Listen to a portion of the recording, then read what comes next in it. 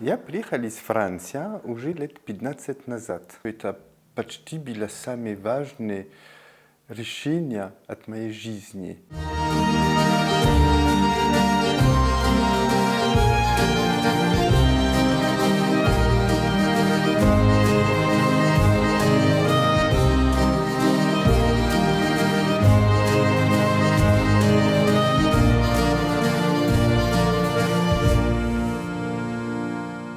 Через год, когда я начал работать здесь с российским клиентом, я начал ездить в Сибирь, Урал, в юг, другие регионы. И там я встретил русские люди, русская душа. И я понял, что это страна, которая мне очень нравится.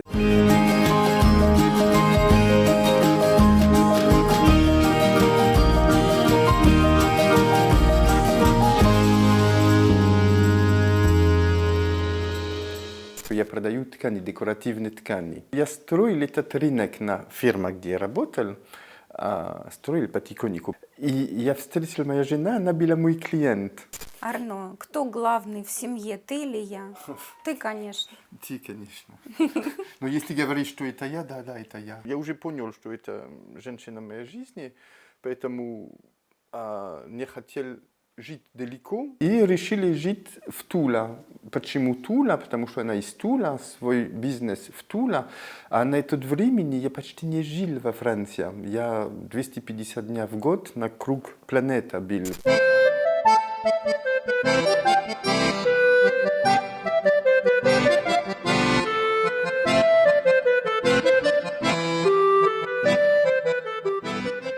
Я был очень удивлен, как люди в России, у них такой вкус актуальный. Ну и когда, конечно, я встретил Светлану, я уже чувствовал любовь.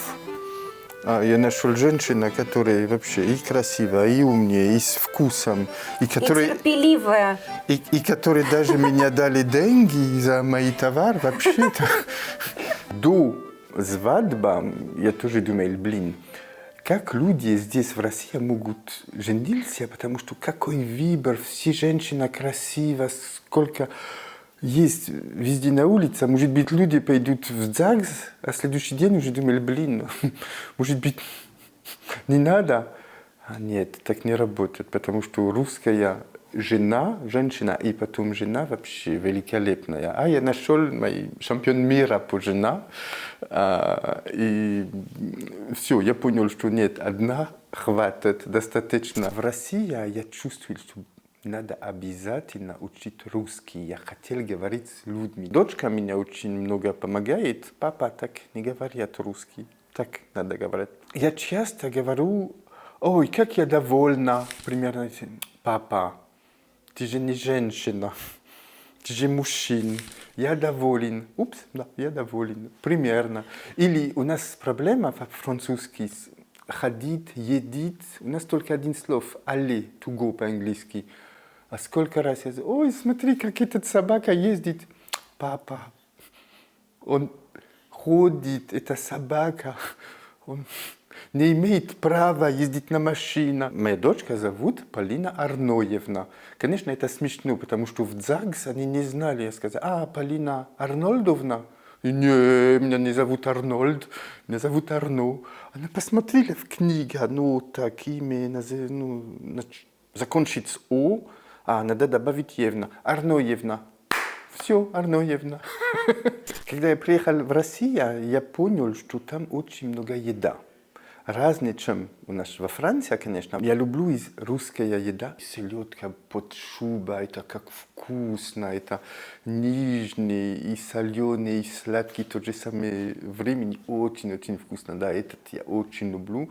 Все салаты, которые готовят, типа мимоза, сардина или другой рыба, плюс картошка, плюс... Как во Франции мы чуть-чуть добавим для вкуса, а в России это как мы строим блюд, знаете, и сардина, и картошка, и майонез, и еще морковка, и еще майонез, и еще что-нибудь, еще сыр, и такой как пирог. Но это салат. Один салат достаточно для полный день. Но не только один остались, всегда один, плюс второй, плюс третий, плюс еще зеленый, плюс огурцы, помидор, плюс... Я не знаю, как я не был так толстый.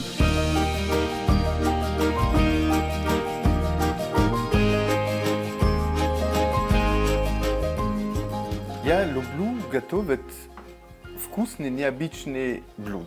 Ему не хватает французской, поэтому он чуть кусочек Франции привез в Россию. Я сегодня готовил эльзасский пирог. Наверху, конечно, яблочный из нашей деревни.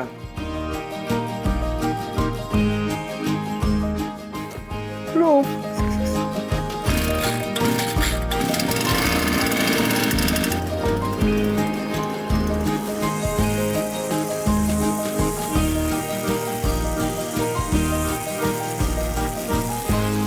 Это наша деревня, Большая Безухина. Если мы переведем по-французски, безу, по-французски это поцелуй. Место, где люди поцелуют друг друга. А летом мы почти живем здесь. Для меня деревенские жизни это, как сказать, мой баланс. Это мой кислород. Здесь это наш город. Каждый день надо копать. Это очень много работы, но копать это мое. А потом садить это Светлана. Я люблю погоду в России. Не всегда. Все думали, ой-ой-ой, как русская зима, тебе не холодно? А вначале, когда я только жил в России, моя жена меня купила очень теплую шапочку, валенки, куртка. Но, наверное, боюсь, что убегали из России. Во Франции люди, которые живут в деревне, обычно у них маленький город. Но это совсем другое, чем в России. В России мы делаем город, что мы кушаем тоже зима. Поэтому в год мы почти не купим овощи. У нас овощи для полный год. Почти. А во Франции это больше любителей. Они кушают в сезон, свежие, не делают консерв. Я доволен, что попал в страну, где люди так живут.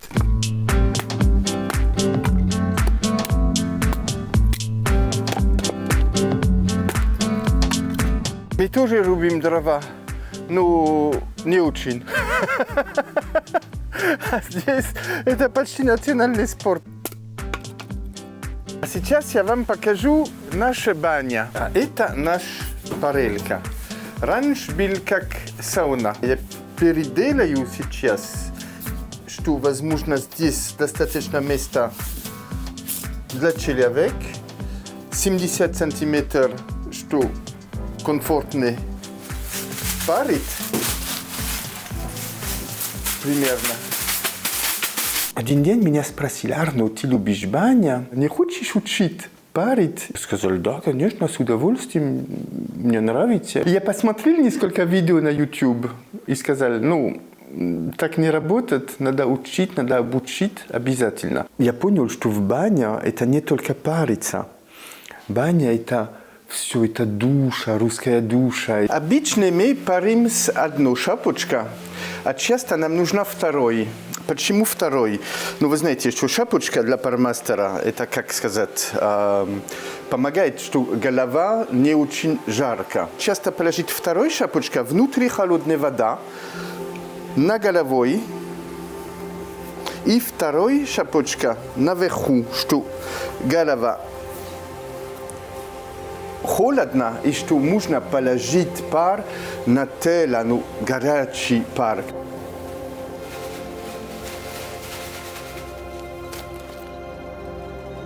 Здравствуйте, добро пожаловать.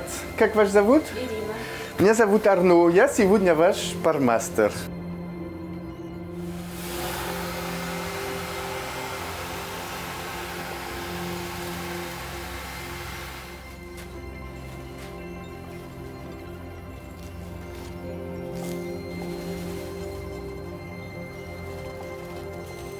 Видно, 105% людей не знают, что это париться. Люди думают, что это просто бить. Или бить, немножко гладить, но оттуда, отсюда, без логики, без алгоритма. И когда начали обучить, я понял, что нет, париться это полная, как сказать, процедура, что люди чувствуют хорошо, что люди отключат мозг, что люди чувствуют релакс. И для меня баня – это не только жар, вода, это самый русский душа, ну как сказать, это русская. Это смешно, даже по-французски у нас нет слов для русский баня, париться. Вообще, когда мои друзья меня спрашивают, что это, я отправлю видео, потому что у нас нет слова, так как говорят, париться, манипулировать пар или ну, как положить пар на человек, греть человека. Зачем? Я понял, что я могу дать моей энергии через веника. Это просто кайф. Здесь супер баня. Очень адаптировать и для пармастеров, и для людей, ну, с форточка, правильный размер. Поэтому мы согласились здесь, этот гостиница, когда есть заказ, нам звонят, кто свободен, придет. И мы все любим здесь работать, потому что опять комфортное, хорошее. Здесь это место очень хорошее. Ну, место уже хорошее. Когда мы приедем через лес, это уже первое ощущение. Поэтому здесь результат просто 100%.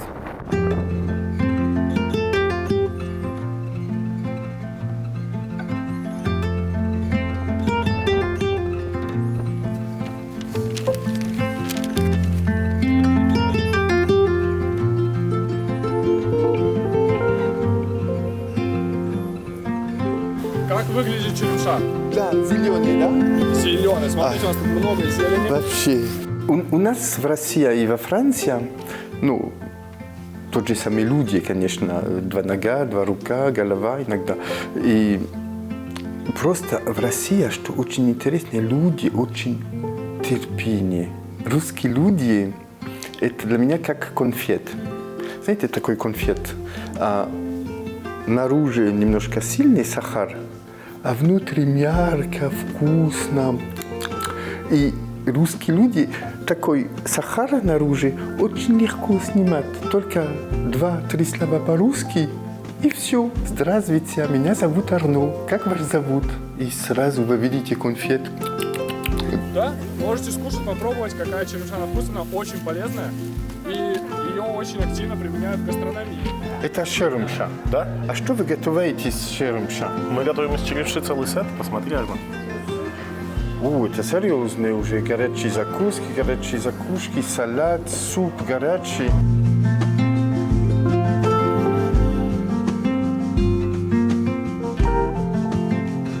И заправляем мы, конечно же, майонезом из черемши. В России есть еще такое отношение, один слов – это один слов. Люди держат свой слов, когда говорят «да» – это «да». И, ну, нужно верить друг друга. Поэтому, да, мне очень нравятся русские люди. В России у меня больше и больше друзей. Я имею в виду, если у меня что-нибудь нужно или проблема, я знаю, что я могу позвонить, я могу спросить, и они сразу будут меня помогать. Это называется дружба. Русские люди, они очень спокойны, очень спокойны. А все эмоция внутри есть эмоция, и по энергии мы чувствуем такая эмоция. А во Франции эмоция сразу наружу. Больше типа латинский. В России люди не кричат, поют, а это очень интересно. Люди поют в России, это мой первая эмоция с русскими людьми. Была вечеринка, много русских были, ну, международная вечеринка, много русских, а после несколько времени русские начинают петь. И все поют вместе, и все знают эту песню. О, Champs-Élysées. Aux Champs-Élysées, au soleil, sous la pluie, à midi ou à minuit, il y a tout ce que vous voulez aux Champs-Élysées. Я француз, я из страны, которые не очень друзья сейчас с Россией. Конечно, я недоволен на эту ситуацию, но это так, все равно я живу в России. А когда я скажу, я француз, все люди, интереснее, А как вы, ну, меня спрашивают очень много вопросов, и никогда в России, никогда, уже больше, чем 20 лет, которые я приеду, 15 я живу, никогда я чувствовал люди, которые недовольны общаться с французом. Они просто интересны, ну, вопрос дают, дружбу. Чувствуем во Франции сейчас типа русофобия, а в то же самое время в России мы не чувствуем вообще ничего против Франции или Европы. Люди очень терпение, понимают, что это сейчас ситуация, что все будет поменять, дай Бог, и все будет как отношения, как раньше. Вы знаете, я решил жить в России. Я уже решил несколько лет назад жить в России, и я считаю, что сейчас я понимаю, что это почти было самое важное решение от моей жизни. А сейчас я понимаю, что будущее будет здесь, в России. Я не понимаю, я понимаю, и не понимаю, почему Европа закрыла двери с Россией. Для меня, конечно, некомфортно, потому что я еще француз, конечно, но я люблю Францию, я люблю Россию. К сожалению, сейчас отношения немножко трудно, нет, потому что люди, это все политика. Но я верю, что русская политика правильна. Опять, сколько терпения, сколько раз спросили, я имею в виду русская политика, а никто не слышал там на нашу сторону. Почему? А почему Европа, поворот на сторону Америки, я не понимаю, мы ближе с Россией, чем с Америкой. Но опять, это все политика. И я верю, что люди против этого говорят, что в России нет демократии, но для меня это больше демократия, потому что в России у нас президент, а у вас за президент больше, чем 70% людей за президент. И мы видим, что наш русский государство работает для будущего, работает для людей. И, может быть, сейчас трудно. Конечно, все живут в свое время, но для будущего, для наших детей, я верю, что здесь все будет хорошо, все будет лучше. Да. А для меня Россия сейчас это мой будущее. Все, я уже решил, я здесь живу, я жду документ, что гражданство, мой русский паспорт. Я верю, что в России есть будущее. Россия, я люблю тебя.